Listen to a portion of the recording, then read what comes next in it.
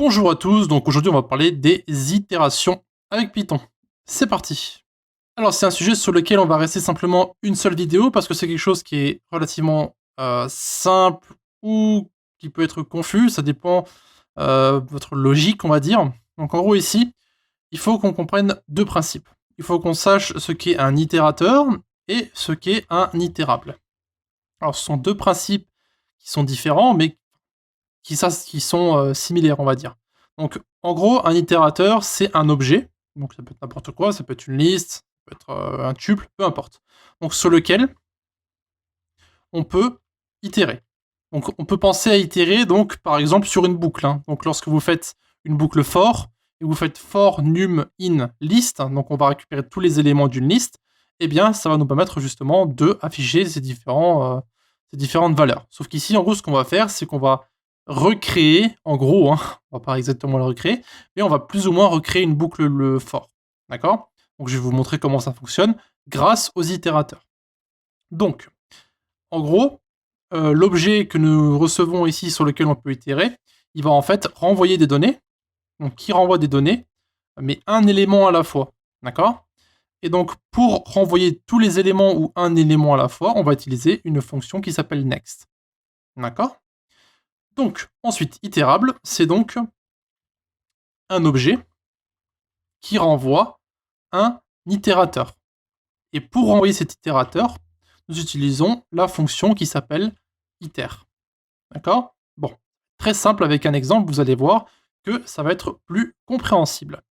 Alors, tout d'abord, on va créer une fonction qu'on va appeler loop, ou boucle, comme vous voulez. Donc moi je vais l'appeler loop, et ici on va mettre d'abord notre itérable. Donc ça sera l'objet sur lequel qu'on veut transformer en itérateur. D'accord? Donc on va commencer par ça. On va directement mettre la fonction. Donc le paramètre fonction, ça sera pour après, ne vous inquiétez pas. Donc tout d'abord, notre itérateur. Itérateur. Je vais laisser les mots français pour que ce soit trop confus pour vous. Mais en gros, c'est donc iter sur itérable. D'accord? Donc on a vu au-dessus que un itérable, c'est un objet qui va en fait renvoyer un itérateur avec la fonction iter. Donc ce qu'on va mettre dans cette variable ici, donc dans le fameux itérable, donc on va transformer ici, eh bien, ça sera donc un objet sur lequel on pourra itérer. D'accord? Et donc maintenant, on peut mettre éventuellement donc notre objet qu'on va recevoir sera donc next sur la valeur d'itérateur. Itérator. Voilà. Donc, alors j'ai mis itérateur, du coup, pas itérator, d'habitude. Du coup, ici, ce qu'on peut faire, c'est éventuellement créer une liste. D'accord? Donc 1, 2, 3, 4, 5, 6, 7, 8, 8, 9, 10. D'accord? On va appeler notre boucle sur la liste. Donc pour l'instant, on va pas s'occuper de fonction, donc je vais l'enlever. Donc on va return l'objet pour l'instant, et on va mettre un print autour de notre fonction.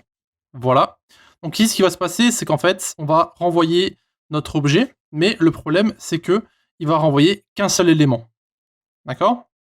Le truc, c'est qu'ici, dans notre variable, ce qui va être stocké, c'est juste la première donnée qui est présente dans notre itérateur. Donc ici, c'est le 1.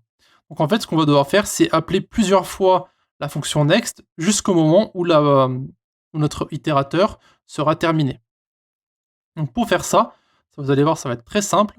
On va mettre ici objet égale next itérateur, et donc on va faire une boucle donc, qui s'appelle while true, donc tant que c'est vrai, donc tant qu'il y a des données dans notre itérateur, on va simplement faire un try ici. Alors, on va faire try, si je sais écrire, try, on va mettre ici notre objet à l'intérieur, donc on va indenter, voilà, et on va renvoyer une exception qui s'appelle stop itération. Ici, on va simplement casser la boucle, et c'est qu'on va maintenant print donc la variable objet. Donc en fait, à chaque fois, on va retourner dans notre boucle et ça va renvoyer 1, 2, 3, 4, 5, 6, 7, 8, 9, 10. Donc ça va renvoyer toutes nos données ici. Donc je vais mettre, alors pourquoi je l'ai enlevé, loop sur liste. Voilà. Donc ici, vu qu'on a le print, on n'a pas besoin de remettre le print en tout, hein, d'accord? Donc ici, on va mettre Python 3 et vous pouvez voir 1, 2, 3, 4, 5, 6, 7, 8, 9, 10. Voilà.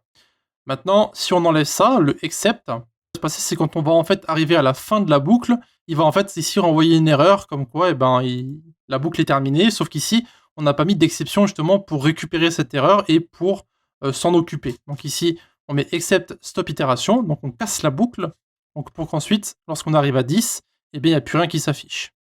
Voilà. Maintenant, pour pouvoir faire ou exécuter des fonctions sur notre boucle, parce que c'est ce qu'on peut faire par défaut lorsqu'on fait une boucle for, qu'on met for, num et nanana, eh bien, on peut exécuter ensuite une fonction dessus.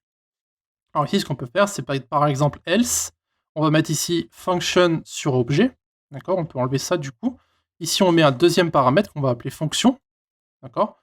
On peut l'appeler peu importe.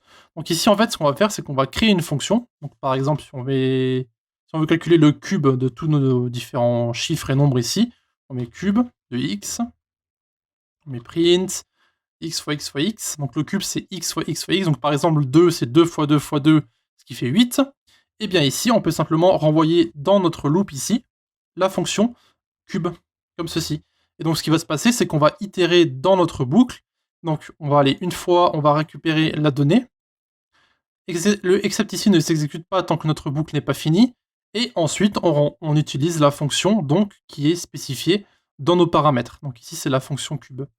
Ce qui va se passer ici, lorsqu'on va lancer notre fichier, eh bien, ça va calculer le cube de chaque chiffre et nombre. Donc ici, 1, 8, 27, 64, 125. Et on peut faire pareil éventuellement pour le carré. On met x, print x fois x.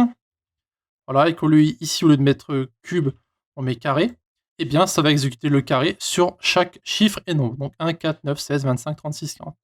Voilà. Et vous pouvez faire plein de choses. Donc c'est plus ou moins une boucle for. Vous pouvez exécuter n'importe quel code dessus. Donc par exemple, def add 1 par exemple. Voilà. On met x. Et si on met print x, je sais pas moi, x plus 1 par exemple. Et bien ici, si on met add 1, on va lancer notre fichier. Vous pouvez voir qu'en fait, sur chaque chiffre, ça va ajouter donc 1. Donc sur 1, ça va ajouter 1, donc 2. Sur 2, ça va ajouter 1, donc 3, etc. etc. Donc vous pouvez faire pareil. Je répète une dernière fois. Hein. Donc ici, par exemple, si vous voulez multiplier chaque cas par 2, par exemple, donc mult par tout, et bien en fait, simplement ici, x fois 2. Tout simplement. Et donc ici, vous pouvez remarquer, par exemple, mult tout. Voilà. Et à chaque fois, x, ça va être en fait la variable qui se trouve dans l'itérable, dans l'itérateur. Donc ici, si on lance, vous pouvez voir que ça fait x2. Donc 2, 4, 6, 8, 10, 12, 14, 6, 16, 28. Donc c'est plus ou moins tout pour les itérateurs et les itérables. Donc on a plus ou moins recréé une boucle for. Donc voilà à peu près hein, bien sûr, comment ça fonctionne. Et donc vous pouvez simplement renvoyer une fonction ou plusieurs sur votre itérateur. Si vous avez des questions à poser, vous avez les commentaires de YouTube ou bien encore le Discord de la communauté. À la prochaine. Merci d'avoir regardé notre vidéo jusqu'à la fin. Encore une fois, vous pouvez nous retrouver sur Discord, donc l'invitation se trouve en bas à droite.